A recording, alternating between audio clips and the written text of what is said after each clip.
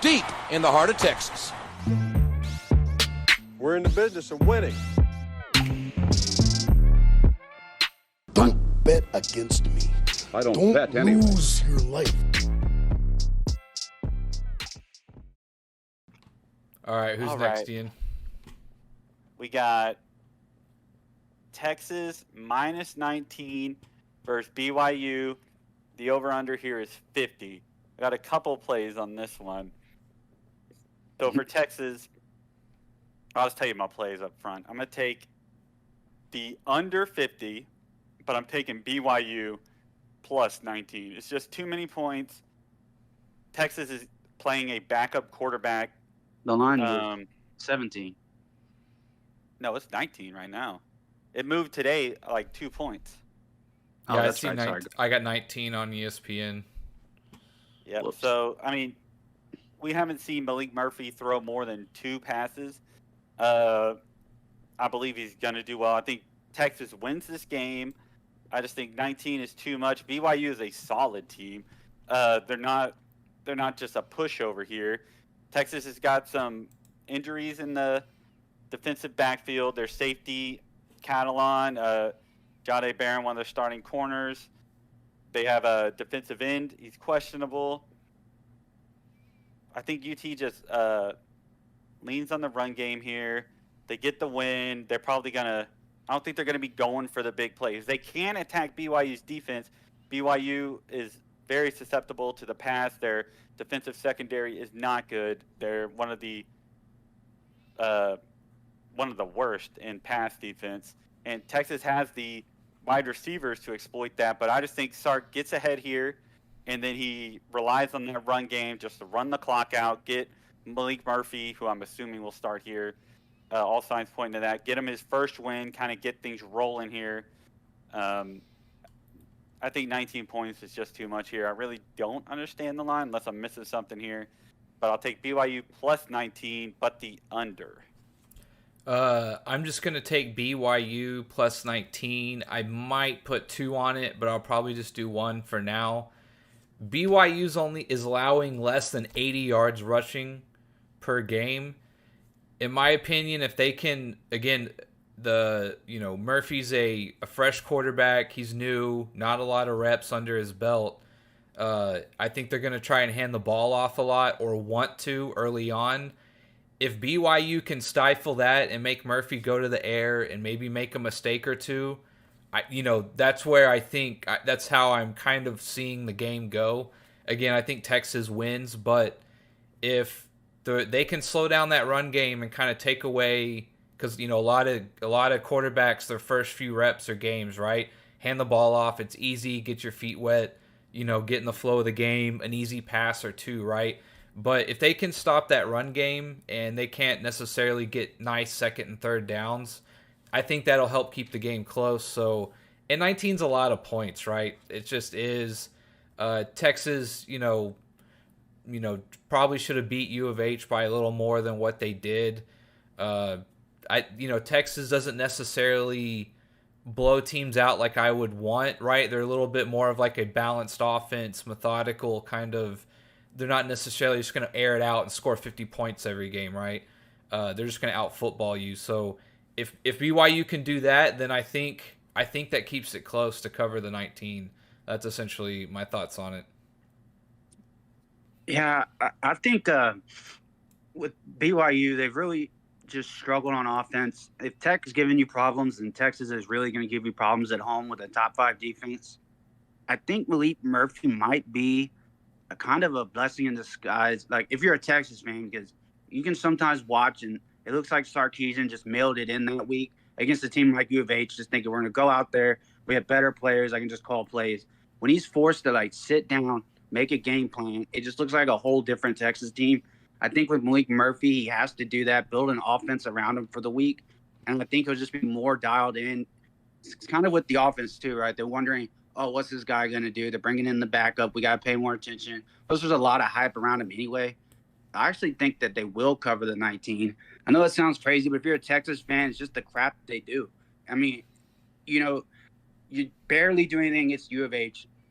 and because they kind of just mail it in. They're running the same, like it looks like 4 plays just because they're better, just physically and athletically than U of H. I think if you sit Sark down, he has to make an offense. This looks like a different team. I'm actually gonna put 3 on them covering the 19. BYU also just, they're just not that good of a team. I think running into Texas at home with that defense, which, Ian, believe it or not, would you believe they are the second best third down defense in the country? You wouldn't believe that if you're a Texas fan. Well, not if you had been watching them for years. I actually did have that stat here. Well, I had third down. Oh, wait, that's what I meant. Seventh. I meant 7th, not 2nd. Yeah, 7th. But, yeah, very, very good on third down. It just, that blows my mind. But also, teams can also drop a bomb on a 2nd down. So, I mean, it's kind of a weird stat. But I just really like them to cover I think they'll kind of blow BYU out and try to get back on track. They really have to. They don't have a choice. We don't know how long Ewers is going to be out. He's officially ruled out for this game. So, it's Malik Murphy. Yeah, one thing I do too, like in the pros, I usually if I like a matchup against like a rookie young QB, an NFL defense, no matter how bad they are, could be in for a big day, right? Just a lot of unknowns with Texas and a new quarterback, right? That's part of the hesitation too. And 19's a lot of points. I mean, all it takes is for 1 or 2 mess ups here by, a young QB on his first few reps here. And that could be the difference just to cover, right? So it's just too many unknowns as well in terms of the matchup. Also, I made a mistake. I was reading the stats backwards. BYU only rushes for 80 yards a game, which is really bad. I messed that up. Yeah, they allow 150, which is not too good. So, you had me thinking about everything I said. I was like, what? Yeah. So definitely reevaluate that a little bit, but I still think the 19 is too much either way. I'm sticking with the 19, but one thing Brent said is true. It has been kind of frustrating under Sarkisian where the game plans do seem way more elaborate and well thought out in the bigger games or in the scenarios that require more attention, right?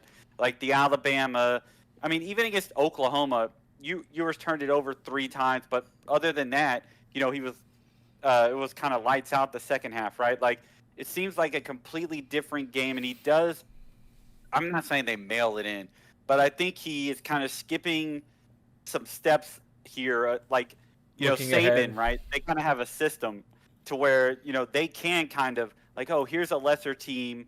Everyone here has been in this system. They know what to do.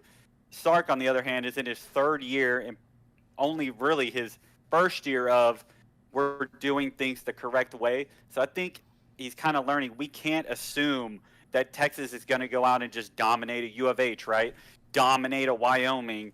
Like, some of those wins have come kind of late, right? Especially Wyoming, they covered late. U of H was kind of a nail-biter for almost that whole game. So, yeah, and that being said, I thought that guy got the first down there at the end of the game. Yeah. I got a text from my stepdad. Shout out, Jim. He was like, yeah, Texas, U of H got screwed. And I went and looked at it, and definitely it looked like a forward progress first down. For sure. I thought so as well.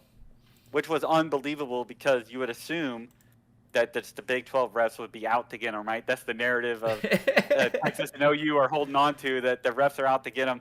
So you actually couldn't believe that call actually went in our favor. But, That's funny. I do agree, Ryan, that Sark does seem to coach up in these situations where it requires more or you expect more kind of things like a big game. So we'll see. I'm still taking BYU plus 19. Just seems like too much until Texas proves it.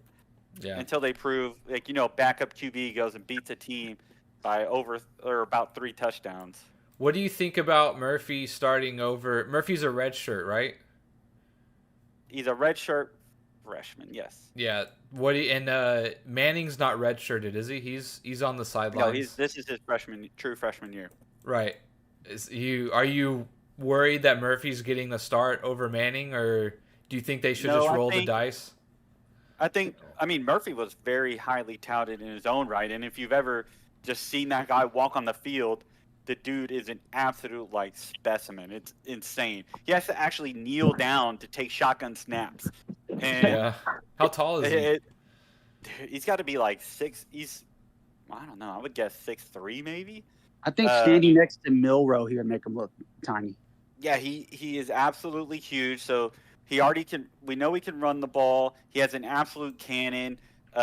He did well in the Elite 11, and in the spring game he is very encouraging. He did very well. Hit some long, deep passes, which everyone knows was Ewer's kind of weakness, right? The deep ball. So just everything you've heard, like out of the kind of practices and people covering it, is the teammates love him, and he's always competing. I think it was so clear cut that no one who actually follows Texas like the whole time thought Arch was going to start. Kind of the national people would assume, Arch Manning coming in, he'll definitely be the backup, but Malik Murphy has actually been that good. They had to put together like a Malik Murphy is 6'5", 240. Dude. That's pretty They big. had to put together an NIL deal this year Yeah. because SEC teams were reaching out come to us, you'll start. They had to put together what was reported to be a pretty big NIL deal to keep him as a backup. So I mean, smart now, I'm right? pretty If he's pumped that about it. good, Yeah. then yeah, it's a good investment now.